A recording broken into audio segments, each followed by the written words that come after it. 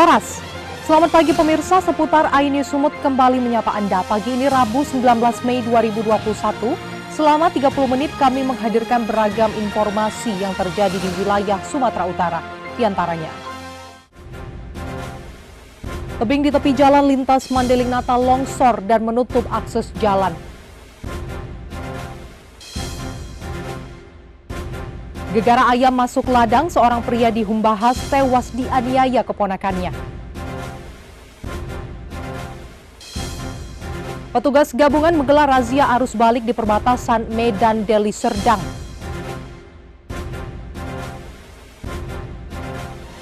Selain ketiga berita utama tadi, kami juga akan menyajikan sejumlah berita menarik lainnya untuk Anda. Bersama saya Febrina Permata, inilah seputar iNews Sumut selengkapnya.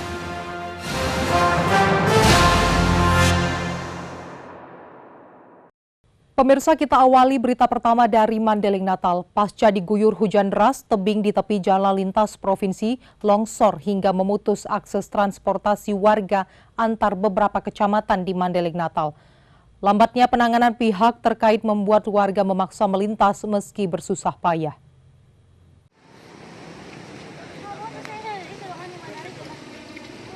Diduga tak mampu menampung debit air hujan yang turun cukup deras pada Senin sore, sebuah tebing longsor hingga menutup badan jalan lintas provinsi di Kecamatan Ulu Pungkut, Mandeling Natal. Beruntung saat kejadian, tak ada warga yang melintas di bawah tebing. Hingga beberapa jam setelah kejadian, belum ada bantuan alat berat untuk membuka akses jalan yang tertutup tanah dan bebatuan. Warga dan pengguna jalan akhirnya memaksa melintas meski dengan bersusah payah. Ada berapa lama kemari? Setengah jam lah. Setengah jam ya. Ini Pak Ustadz, kejadiannya ini apakah diperbaiki langsung atau gimana nih? Sudah dihubungi. Sudah dihubungi? Ya, bagian jalan sudah dihubungi. Ini yang megang itu Ustadz ya, yang orang PU bukan? PU ya, oke. Warga berharap dinas terkait segera mengirimkan alat berat untuk membuka akses jalan yang menghubungkan 3 kecamatan dan belasan desa di Mandeling Natal. Dari Mandeling Natal, Husein Lubis, iNews melaporkan.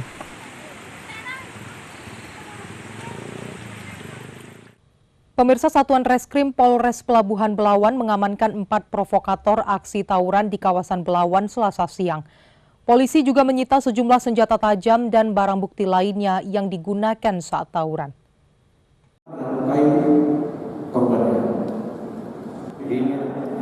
4 dalang aksi tawuran ditangkap Satreskrim Polres Pelabuhan Belawan. Para pelaku diduga sebagai provokator aksi tawuran yang sering berlangsung di jembatan perbatasan Kecamatan Medan Labuhan, Medan Belawan. Keempat pelaku, Rupe alias R, Daniel Pasaribu, Johannes Dolok Saribu, dan Eles alias B2. Keempat pelaku merupakan warga Yong Panah Hijau dan Belawan. Mereka ditangkap petugas saat melakukan tawuran di jembatan penghubung Kecamatan Medan Labuhan dan Kecamatan Medan Belawan. Polisi juga menyita sejumlah barang bukti, diantaranya 1 karung batu, lampu dan botol kaca, serta senjata tajam yang digunakan pelaku untuk tawuran. Kita sudah berusaha mengumpulkan para unsur pemerintahan, TNI Polri, tokoh masyarakat, tokoh agama, tokoh pemuda, selalu kita kumpulkan. Sudah berulang kali kita kumpulkan untuk bersama-sama kita menjadi bangga kita dan tawuran, tapi ini juga masih sering terulang. Kini keempat pelaku tawuran harus mendekam di sel tahanan Polres Pelabuhan Belawan. Keempatnya terancam hukuman 3 tahun penjara. Dari Medan, Yuda Bahar, iNews melaporkan.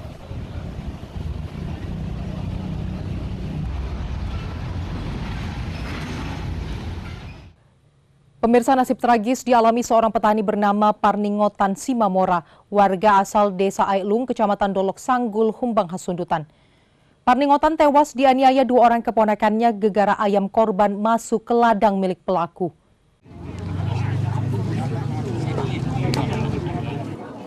Isak tangis keluarga langsung pecah saat jenazah Parningotan Simamora tiba di rumah duka di Desa Ailung, Kecamatan Dolok Sanggul, Humbang Hasundutan.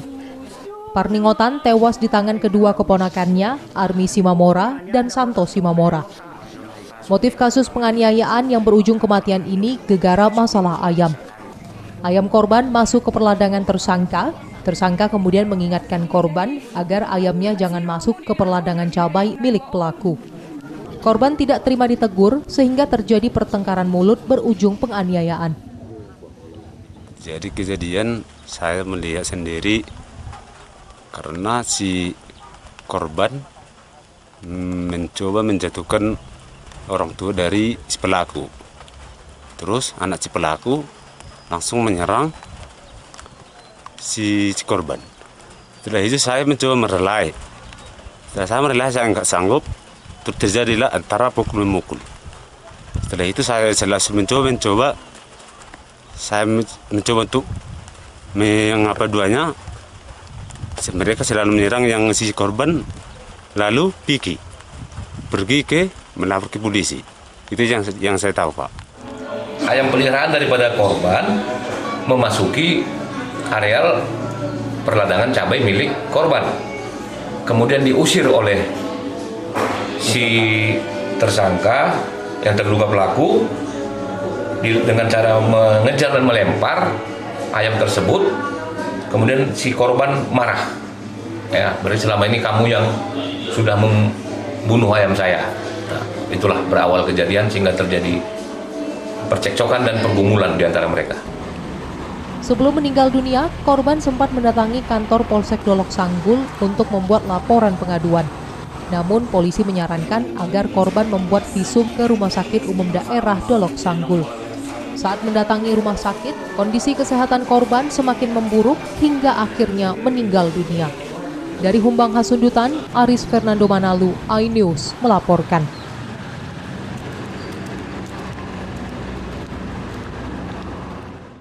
Pemirsa, pelaku pengeroyokan hingga menghilangkan nyawa di Tanjung Balai akhirnya ditangkap Satreskrim Polres Tanjung Balai. Pemicu perkelahian hanya masalah sepele. Pelaku minta agar korban mengecilkan volume musik yang dinyalakannya.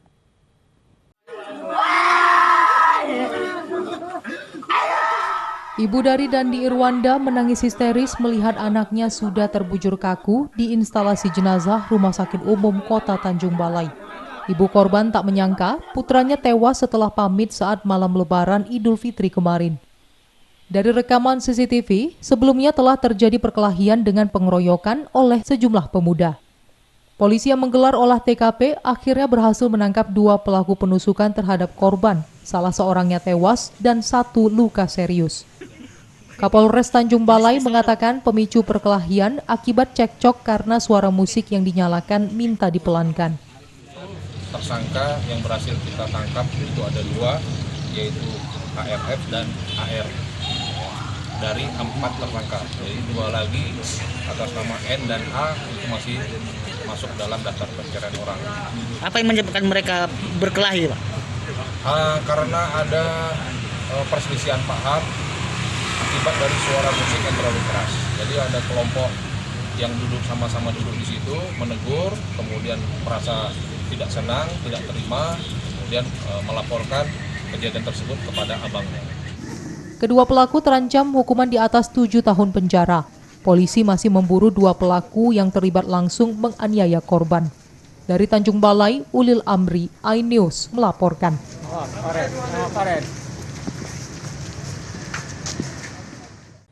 Pemirsa, untuk mencegah penyebaran COVID-19 pasca libur Lebaran, petugas gabungan menggelar razia mudik di perbatasan Medan Deli Serdang. Selain memeriksa pengemudi yang tidak menggunakan masker, petugas juga melakukan rapid test antigen terhadap penumpang.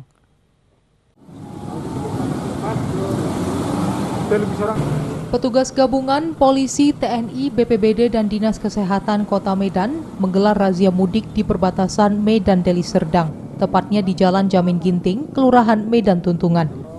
Petugas menyisir arus balik kendaraan dari Kabupaten Deli Serdang dan Karo yang hendak memasuki Kota Medan. Petugas menghentikan beberapa kendaraan angkutan umum dan memeriksa penumpang yang tidak mengenakan masker.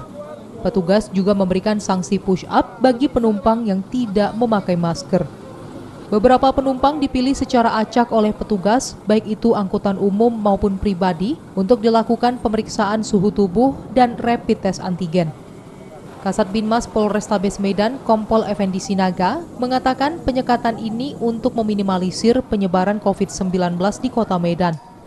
Warga yang masuk ke Medan diperiksa suhu tubuhnya, jika lebih dari 37 derajat akan dilakukan rapid test antigen. Untuk pelaksanaan beberapa hari yang sudah berjalan sampai hari ini, penyekatan ini bertujuan untuk kita mencoba melihat masyarakat kita yang kembali ke Medan dalam keadaan sehat atau bagaimana.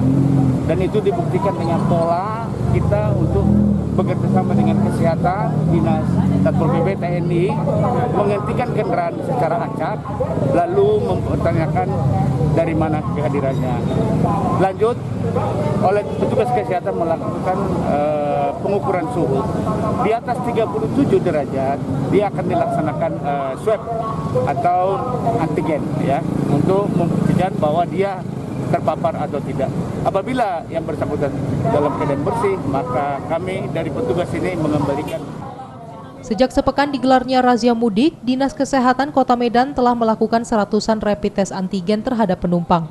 Baru 1 orang yang terbukti positif dan telah dirujuk untuk isolasi mandiri. Dari Medan, Ridwan Nasution, iNews melaporkan. Pemirsa, pemberlakuan larangan mudik Lebaran 2021 berdampak pada menurunnya volume kendaraan yang melintas di ruas Jalan Tol Belawan Medan Tanjung Morawa dan Medan Kuala Namu Tebing Tinggi. Meski puncak arus balik Lebaran telah terjadi sejak H+3 Lebaran kemarin. Akibat adanya pemberlakuan larangan mudik Lebaran 2021, volume kendaraan di ruas Jalan Tol Belawan Medan Tanjung Morawa dan Medan Kuala Namu Tebing Tinggi Sumatera Utara mengalami penurunan. Pada puncak arus balik mudik Hari Raya Idul Fitri ini, volume kendaraan yang melintas hanya mencapai 44% dari hari biasanya. Penurunan volume kendaraan di Jalan Tol Belmera dan MKTT ini terjadi lantaran penyekatan arus lalu lintas sudah dilakukan saat larangan mudik sejak 6 Mei 2021 lalu.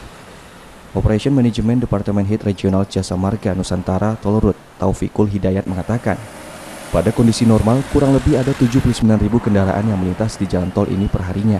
Namun saat adanya peraturan larangan mudik Lebaran 2021, volumenya menurun menjadi 13.000 kendaraan per hari.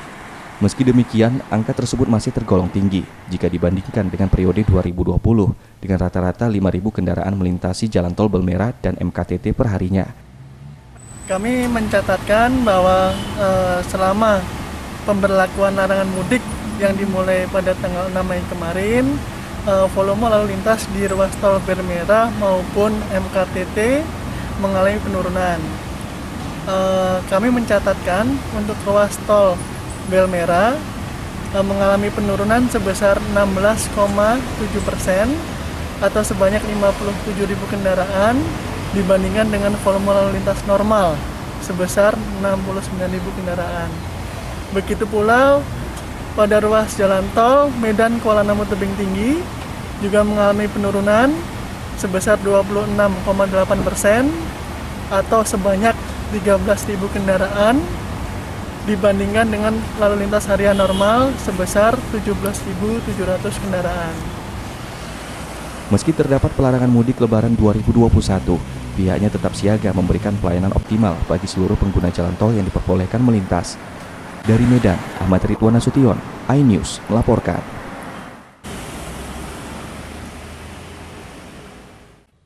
BNN masih memburu 4 tahanan narkoba yang kabur. Beritanya akan hadir sesaat lagi, tetaplah di seputar iNews Sumut.